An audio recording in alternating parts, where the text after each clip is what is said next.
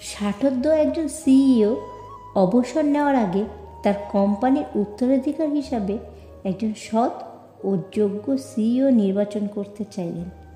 তবে চিরাচরিত নিয়মে তিনি তার পরিচালক পর্ষদ বা ছেলে মেয়েদের মধ্যে থেকে কাউকে উত্তরাধিকার না করে ভিন্নধর্মী কিছু চিন্তা করলেন। তাই একদিন সকল এক্সিকিউটিভদের বললেন, আমি সিদ্ধান্ত নিয়েছি যে আপনাদের মধ্যে থেকেই একজনকে পরবর্তী সিইও নিয়োগ করব। শুনে তো সবাই হতবাক, তবে আবার খুশিও হলো। সিইও হওয়ার স্বপ্নে তাদের মন উৎফুল্লিত হলো। তিনি বলে চলেন, আমি আপনাদের প্রত্যেককে একটি করে বীজ দেব। এই বীজ আপনারা টবে রোপণ করবেন, জল দেবেন, যত্ন নেবেন, আর ঠিক 1 বছর পর তা আমার নিকট নিয়ে আসবেন। আমি তখন সেই বীজ থেকে বেড়ে ওঠা চারা গাছ দেখে বিচার করব যে কে হবে পরবর্তী সিইও। সেইখানে অলিভার নামেও একজন ছিল। সেও সবার মতো বীজ নিয়ে বাড়িতে ফিরল। তার স্ত্রী একটি টব, মাটি, সার জোগাড় করলো এবং সেই টবে অলিভার বীজটি রোপণ করল। প্রতিদিন সে বীজটিকে খুব যত্ন করতে লাগলো, নিয়মিত জল দিত, সার দিত।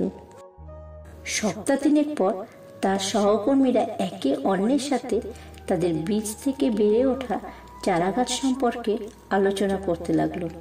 কিন্তু অলিভার বীজ থেকে তো কিছুই জন্মাচ্ছে না। এভাবে 3 সপ্তাহ, 4 সপ্তাহ করে 5 সপ্তাহ পার হয়ে গেল। তখন সে নিজেকে ব্যর্থ ভাবতে শুরু করলো। সে নিজেই নিজের মনে মনে বলতে লাগলো, আমি বোধহয় রোপণের সময় বীজটিকে নষ্ট করে ফেলেছি। তাই সেই কথা সে তার সহকর্মীদের সাথে লজ্জায় বলতে পারল না। অবশেষে 1 বছর পার হয়ে গেল। কোম্পানির সব স্টাফেরা তাদের বড় হয়ে যাওয়া গাছ তাদের সিইওর নিকট নিয়ে আসলো।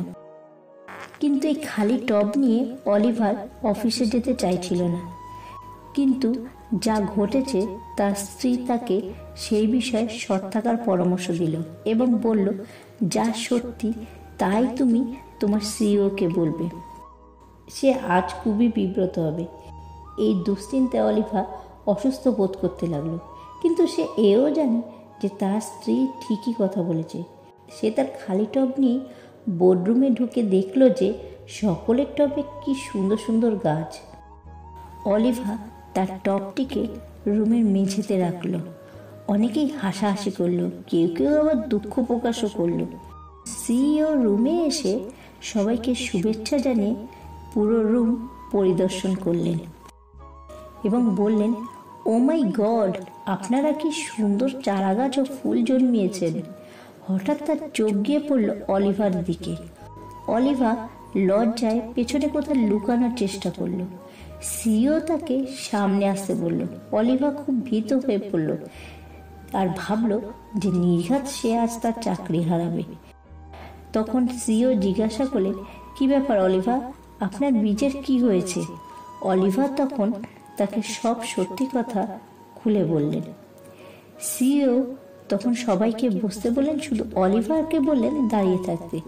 তিনি অলিভার দিকে তাকিয়ে বলেন, সবাই আমাদের নতুন সিইওকে ভালো করে দেখুন। তার নাম অলিভার। যদি সততা রোপণ করেন তবে বিশ্বাসযোগ্যতা অর্জন করবেন। যদি সদ্গুণ রোপণ করেন তবে ভালো বন্ধুত্ব অর্জন করবেন। যদি কঠোর শ্রম রোপণ করেন তবে সাফল্য অর্জন করবেন। আর যদি সুবিবেচনা রোপণ করেন তবে আপনি যৌক্তিক দৃষ্টিভঙ্গি অর্জন করবেন। শেষে বলি, তাই কি রোপণ করেছেন সে বিষয়ে সতর্ক থাকুন। তাই নির্ধারণ করে দেবে আপনি ভবিষ্যতে কি অর্জন করবেন। জীবনকে আপনি যা দেবেন, জীবনও আপনাকে তাই ফেরত দেবে। কখনো মানুষের বাইরের রূপ দেখে মানুষকে বিচার করবেন না। মানুষের বাইরের রূপ এবং ভেতরের রূপ কখনোই একরকম হয় না। যদি কাউকে ভালোবাসো তাহলে তাকে বিয়ে করো। ভালোবাসা হলো বেনারসি শাড়ির মতো, তাকে নেপথলিন দিয়ে যত্ন করে আলমারিতে তুলে রাখতে হয়। তাকে আটপৌরে করে ব্যবহার করলে সব শেষ। অধিকার খাটানো বন্ধ করে দেন। বেটার পেলে কেউ পাশে থাকে না, হোক সে ভালোবাসা কিংবা বন্ধু। দুঃখ চিরস্থায়ী নয়। দুঃখের সময় যদি আপন মানুষের ভাষা বদলে যায় তাহলে হতাশ হও না। মনে রেখো, আকাশে মেঘ কিন্তু সারা জীবন থাকে না। সব কিছুর সাথে কম্প্রোমাইজ করুন, কিন্তু আত্মসম্মানের সাথে কখনোই কম্প্রোমাইজ করবেন না। মনে রাখবেন, আত্মসম্মান বিসর্জন দিলে আর কিছুই নিজের বলে থাকে না। যদি একসঙ্গে দুজনকে ভালোবেসে ফেলেন তবে দ্বিতীয় জনকে বেছে নিন, কারণ যদি প্রথম জনকে সত্যিই ভালোবাসতেন তবে দ্বিতীয় জনের প্রেমে পড়তেন না। মানুষের তুমি যতই উপকার করো না কেন, পরবর্তীতে তোমার সামান্য ভুল হলে সে উপকারের কথা বিন্দু মাত্র মনে রাখবে না। তুমি কতটা কষ্টে আছো তা কেউ দেখতে আসবে না, কিন্তু প্রাণ খুলে হেসে দেখো, সেই হাসিকে হিংসে করার মতো লোকের অভাব হবে না। পারফেক্ট সময় আসবে এটা ভেবে বসে থাকবে না। খারাপ সময়গুলোকেও নিজের থেকে পারফেক্ট বানাও, তাহলে দেখবে জীবনে কখনো কোনো কষ্ট থাকবে না।